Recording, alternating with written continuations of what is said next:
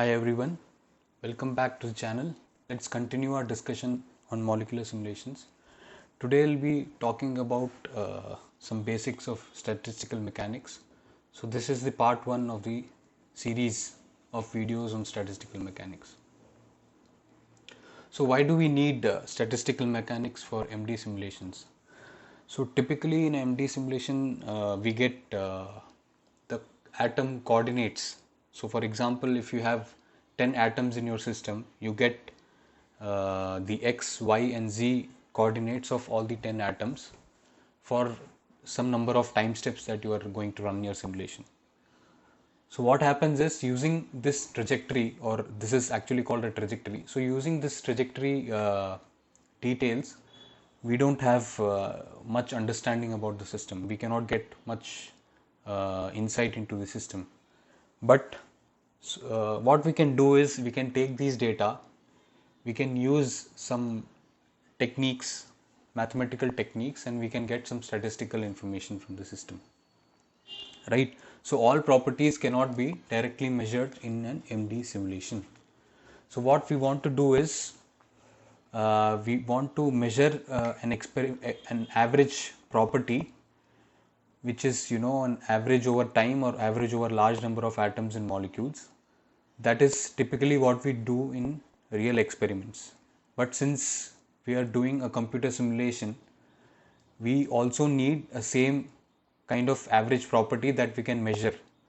So in MD simulations, we cannot directly measure the average property, but we can calculate the average property using special techniques. So statistical mechanics is a mathematical framework to extract such averages from MD simulation. So this is like going from microscopic atomic molecular data to a macroscopic understanding of the whole system. So these are some terminologies that are generally used in statistical mechanics: particle, system, phase space, ensemble, equilibrium, etc. So let's start with particles. Particles are basically the each individual entity in the system. For example, it could be atoms or molecules or colloidal particles or protein or polymer molecules, etc., etc. So these are the particles, and a number of such particles inside a box or inside a simulation box is what we call as a system.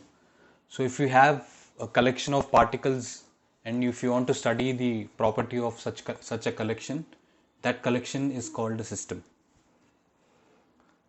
And what is phase space? Phase space is a space in which all possible state of the system are represented. So it's like a collection of all the states that the system can possibly take.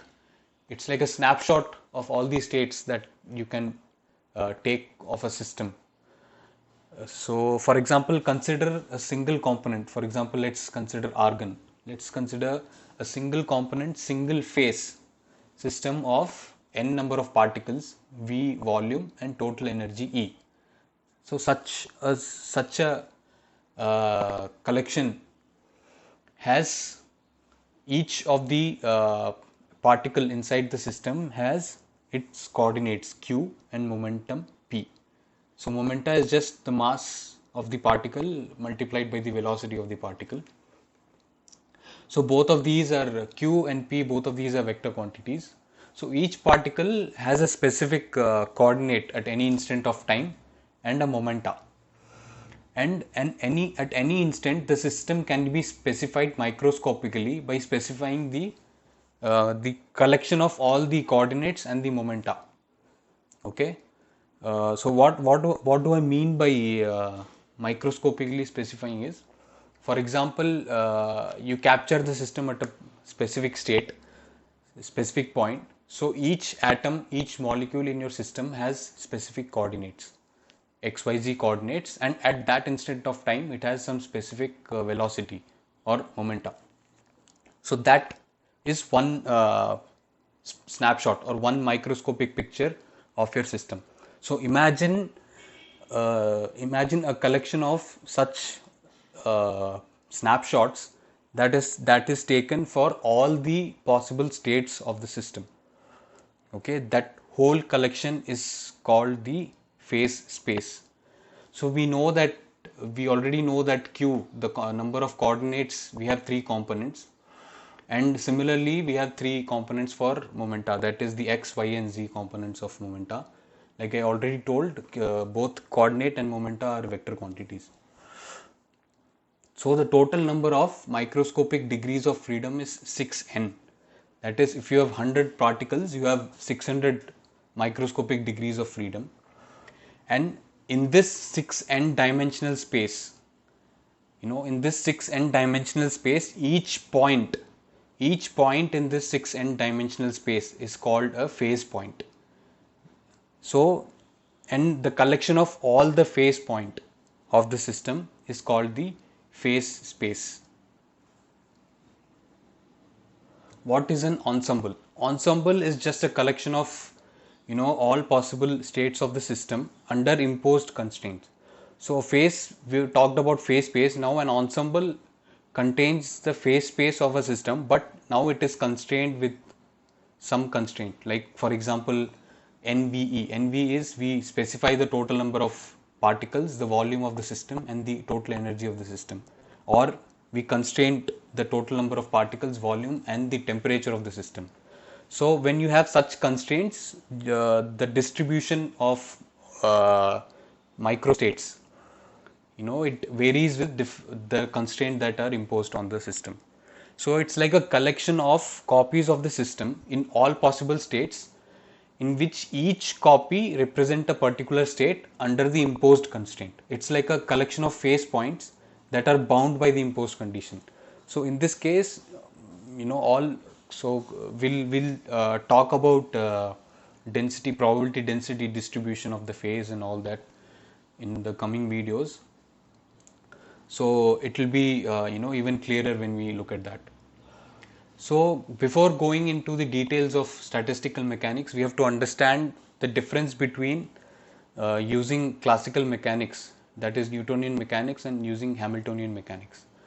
In classical mechanics, we typically solve the Newton's equation of motion using the second law of Newton's second law, that is the rate of change of momentum is equal to the force acting on the object. So such a representation such a representation is only useful when we are in the Cartesian system. So we'll take a look at an example of what I mean by this disadvantage, and then we'll come back to Hamiltonian mechanics.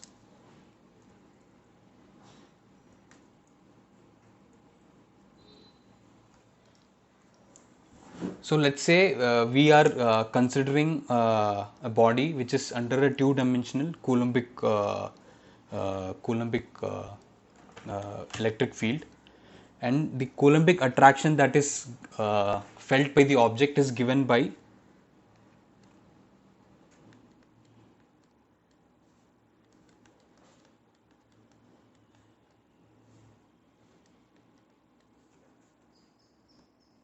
so this is the function of the force that is that is experienced by the object.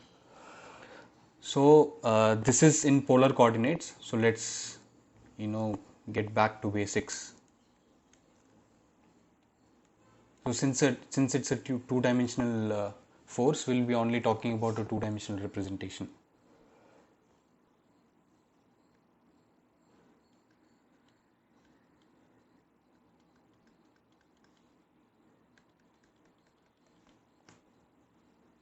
So R is basically our x I cap plus y j cap. I cap and j cap are unit vectors in x and y directions, and if you take the magnitude, that is x square plus y square, right? So these are the basics of our coordinate system. Okay, so this force has two components, right? Since it's a two-dimensional system, we have F is equals to Fx I cap plus y j cap. So what we can do here is we can write r in terms of x and y, and we'll try to see what this force function looks like for a Cartesian coordinate system.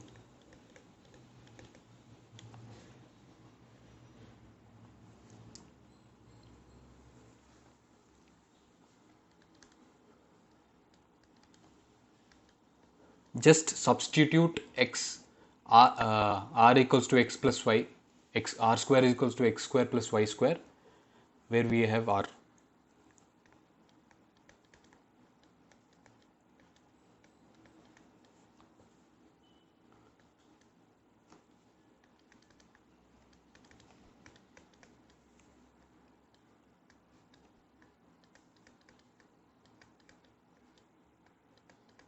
So these are the two components of the force.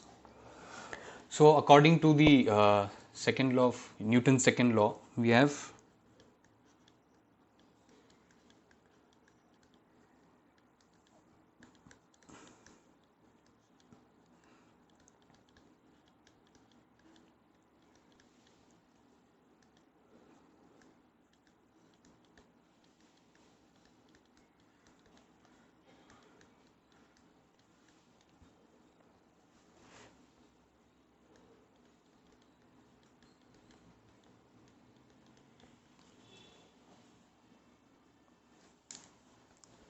right. So this is a second order ODE, right? This is a second order ODE. So you can clearly see that such an ODE is very difficult to solve, right? Okay, what we can do is we can try to represent this whole system in polar coordinates, that is r, theta and z. Since we don't have the z component here, we can only take the r and theta component here. So we have, for example, if this is the angle theta, so we can resolve the r vector into x and y components. So that becomes x is equal to r cos theta and y is equal to r sin theta. Right, so this is how you resolve Cartesian into polar coordinates. So we'll substitute these values and see what kind of equation we get.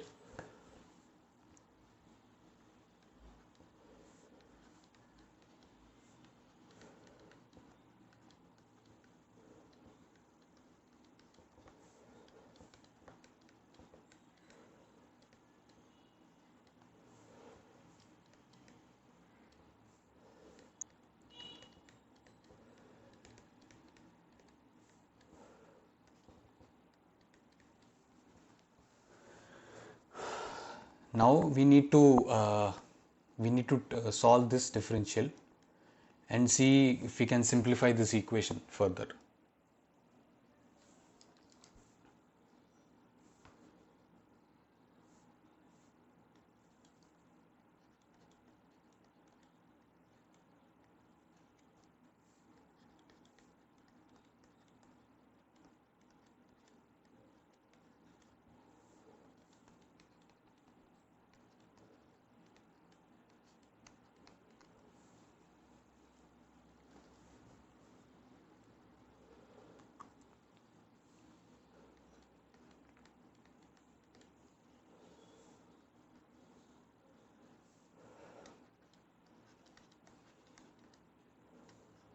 So now what we are going to do is, now we separate these variables.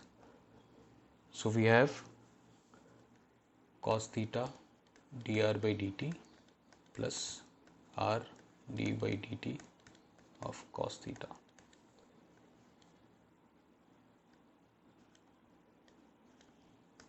minus k cos theta by r square, right? Okay, let's try to solve this further.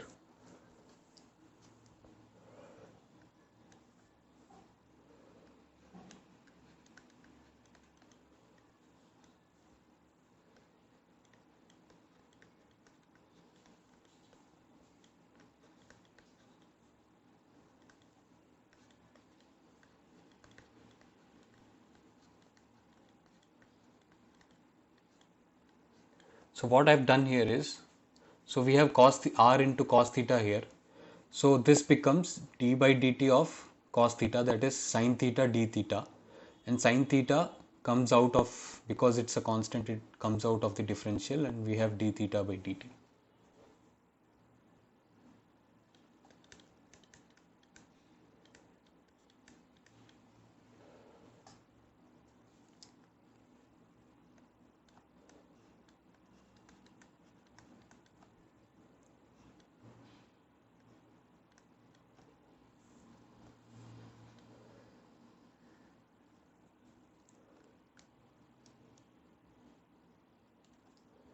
So now let's solve this differential also.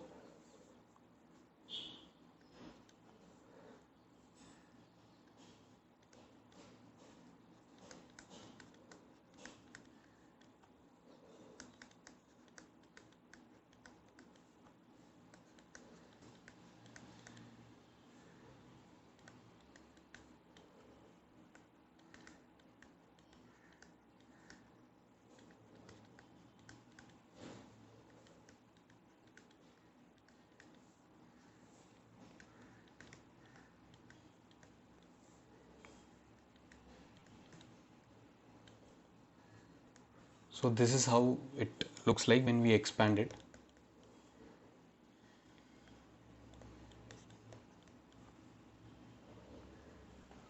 So let's simplify this equation, bring the cos theta and sin theta terms together.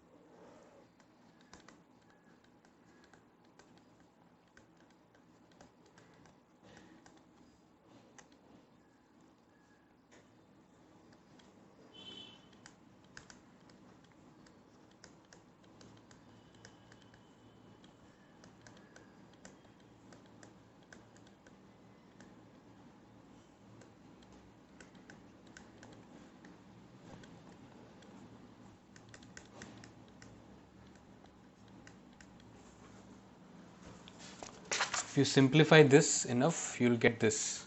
After combining the cos and sin terms, you'll get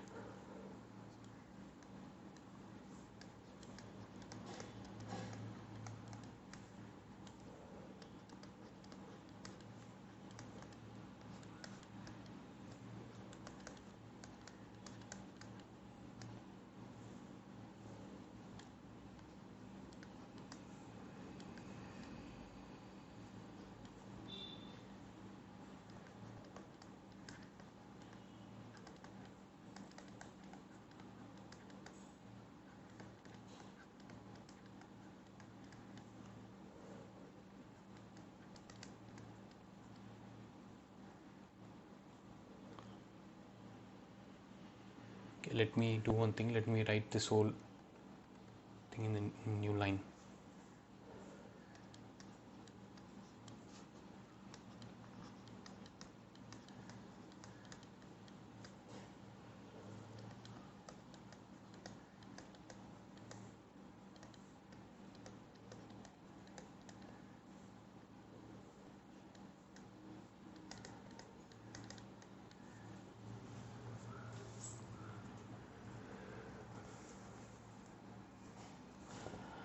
So this is for the x component. Similarly, you will have a equation for the y component.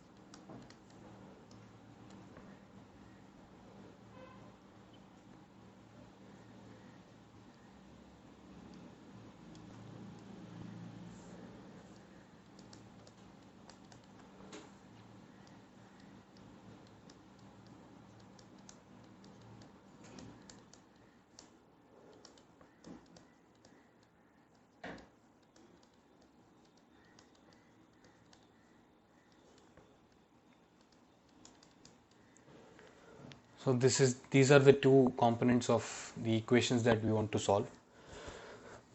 So what we'll do is, let's say this is equation 1 and let's say this is equation 2. So what we do is 1 into cos theta plus 2 into sin theta. If you do this, what you'll get is, you'll get that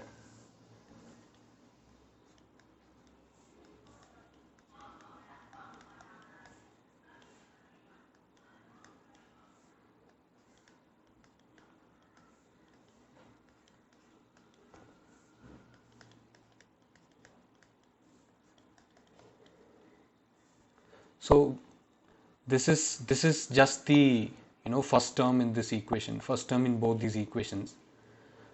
So if this is 0, obviously the second term in the braces should also be 0, that is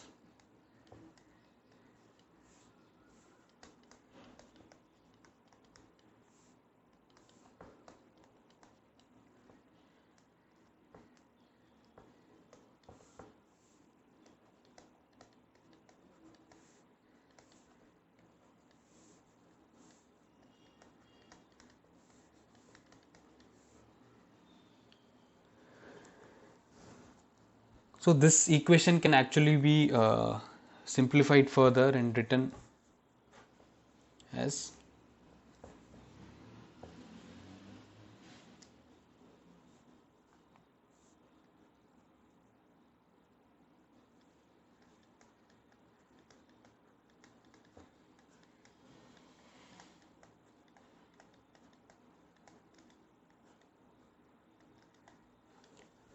so this term is the centrifugal angular momentum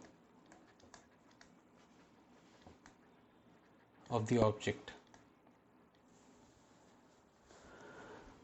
So this whole, if the time derivative of this whole term is 0, then this term should be a constant. So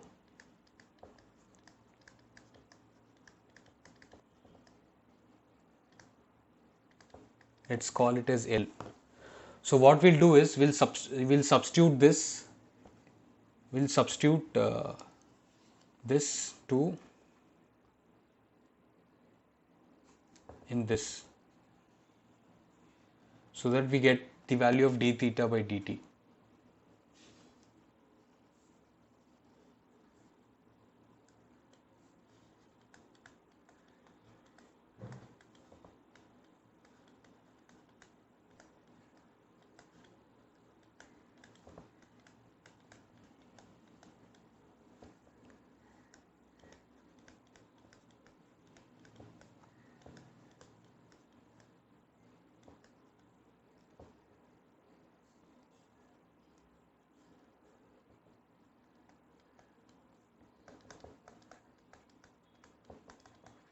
So this equation is practically solvable now. We can use numerical techniques or analytical techniques to solve, and then we'll get R of t. So the whole point of this exercise is to show that the Newton's equation of motion, as stated by the second law, is dependent on the Cartesian coordinate, and we need to. So what importance is this? Is this factor is actually the angular centrifugal force experienced by the particle. So when you try to represent Newton's second law in other coordinates, we need to basically add external forces that balances the force on the system. So this is the major drawback of using a Cartesian coordinate system.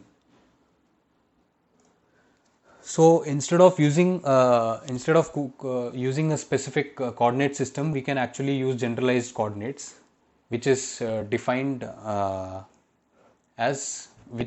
in Hamiltonian mechanics. So in Hamiltonian mechanics, the Hamiltonian itself is actually given by the summation of kinetic energy plus the potential energy, and the general coordinates and the momenta are given by the partial differential of the Hamiltonian over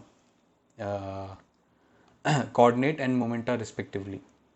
So in future we'll see how this actually helps us in understanding the system better without depending on a Cartesian, without depending on any particular coordinate system. So you see that the Hamiltonian equations are 6 and first order differential equation. So in Newton's equation, we need to solve a second order differential equation. We have already simplified the system, and now we have to only solve a first order differential equations, which as we all know are pretty much easier than a second order differential equation. So the references for this video are Statistical Mechanics, a book by Donald A. McQuarrie, and a few lecture notes by Dr. Idayaraja Mani at IIT Madras. Thank you.